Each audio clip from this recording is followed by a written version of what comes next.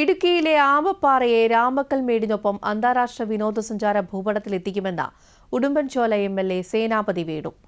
പ്രദേശത്ത് റോഡ് ഉൾപ്പെടെയുള്ള അടിസ്ഥാന സൗകര്യങ്ങൾ ഒരുക്കുന്നതിനൊപ്പം ഗ്ലാസ് ബ്രിഡ്ജ് നിർമ്മാണത്തിന്റെ സാധ്യത പരിശോധിക്കുമെന്നും അദ്ദേഹം പറഞ്ഞു. ആമപ്പാറ സന്ദർശിച്ച ശേഷം മാധ്യമങ്ങളോട് സംസാരിക്കുകയായിരുന്നു അദ്ദേഹം. സാഹസിക യാത്രയ്ക്ക് ഏറ്റവും അനുയോജ്യപ്പെട്ട സ്ഥലമാണ് ആമപ്പാറ. താൻ പട്ടാളത്തിലുണ്ടായിരുന്നപ്പോൾ ജമ്മു കാശ്മീരിൽ വൈഷ്ണവി ദേവി ക്ഷേത്രം സന്ദർശിക്കുവാൻ പോയപ്പോൾ കഡ്ര എന്ന സ്ഥലം സന്ദർശിക്കുകയുണ്ടായി. അതിന് സമാനമായ മേഖലയാണ് ആമപ്പാറ എന്നും എം.എൽ.എ. പറഞ്ഞു.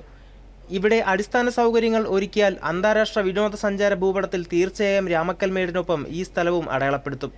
12 മാസവും സഞ്ചാരികൾക്ക് കടന്നുവരാൻ പറ്റുന്ന രീതിയിൽ കോൺക്രീറ്റ് പാത നിർമ്മിച്ചാൽ അത് വിനോദസഞ്ചാര കേന്ദ്രത്തിന്റെ വളർച്ചയ്ക്ക് ഏറ്റവും വലിയ ചുവടുവയ്പ്പായിരിക്കും. ഇതിന് ആവശ്യമായ പ്രവർത്തനങ്ങൾ നടത്തും.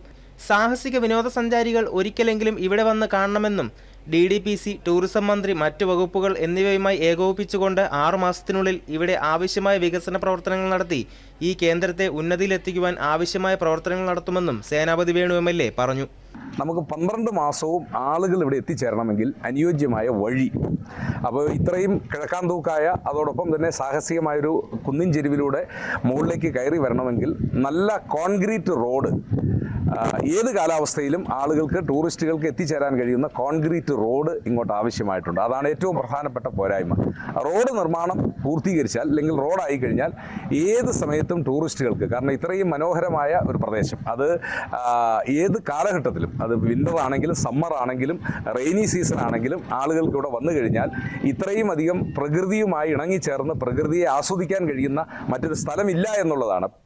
ഇപ്പോൾ കുടിവെള്ളത്തിനായി ബോട്ടിൽ വെള്ളമാണ് സഞ്ചാരികൾ ഇവിടേക്ക് കൊണ്ടുവരുന്നതെന്ന്, ഇത് ഒഴിവാക്കുന്നതിനൊപ്പം സമീപത്തുള്ള ശുദ്ധജല സ്രോതസ്സുകളിൽ നിന്ന് ജലം എത്തിക്കുന്നതിനൊപ്പം പ്ലാസ്റ്റിക് മാലിന്യം സംസ്കരിക്കുന്നതിന് ആവശ്യമായ നടപടികളും സ്വീകരിക്കുമെന്നും എം.എൽ.എ. പറഞ്ഞു.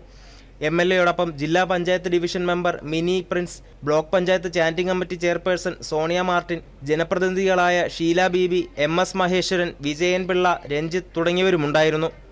ദൂരദർശൻ ന്യൂസ്, ഇടുക്കി.